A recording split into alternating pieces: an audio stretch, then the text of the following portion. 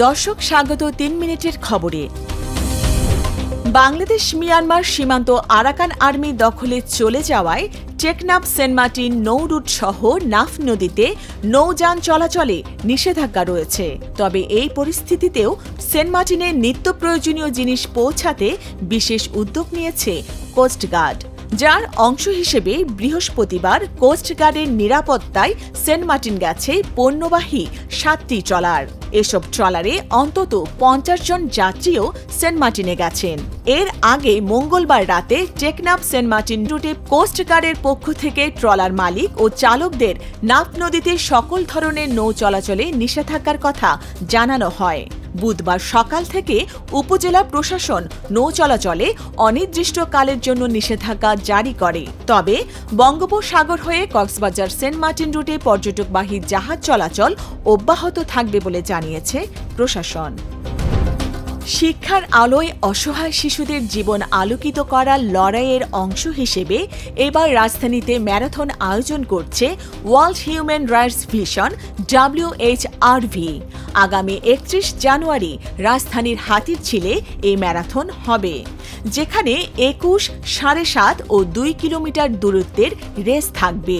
বৃহস্পতিবার রাতে রাজধানীর একটি হোটেলে ম্যারাথনের বিস্তারিত তুলে ধরেন WHR এর chairman doctor M Moktar Hossain. সংবাদ সম্মেলনে অন্যান্যের মধ্যে উপস্থিত ছিলেন প্রতিষ্ঠানের মহাসচিব হারুনুর রশিদ, প্রতিষ্ঠাতা মোহাম্মদ সালাউদ্দিন এবং জাতীয় স্থায়ী কমিটির সদস্য ফিরোজ আলম সুমন। আয়োজকরা বলেন, এই ম্যারাথন সুবিধাবঞ্চিত শিশুদের জীবন বদলানোর একটি পদক্ষেপ। ম্যারাথনের মিডিয়া পার্টনার নেক্সাস টেলিভিশন। এখন যৌবন যার, যুদ্ধে যাবার তার শ্রেষ্ঠ সময়। কালজয়ী এই কবিতার কবি হেলাল হাফিজ মারা গেছেন। শুক্রবার বেলা ২:৩০টার দিকে তাকে বঙ্গবন্ধু শেখ মুজিব মেডিকেল বিশ্ববিদ্যালয় হাসপাতালে মৃত অবস্থায় আনা হয় বলে চিকিৎসকরা জানিয়েছেন। কবি হেলাল হাফিজ বেশ কয়েক বছর ধরে বার্ধক্যজনিত নানা রোগে শয্যাশায়ী ছিলেন। ১৯৮১ সালে তার প্রকাশিত কবিতার বই যে জলে আগুন জ্বলে বাংলা সাহিত্যের সবচেয়ে জনপ্রিয় ও পাঠকপ্রিয় কাব্যগ্রন্থ বলে মনে করা হয়।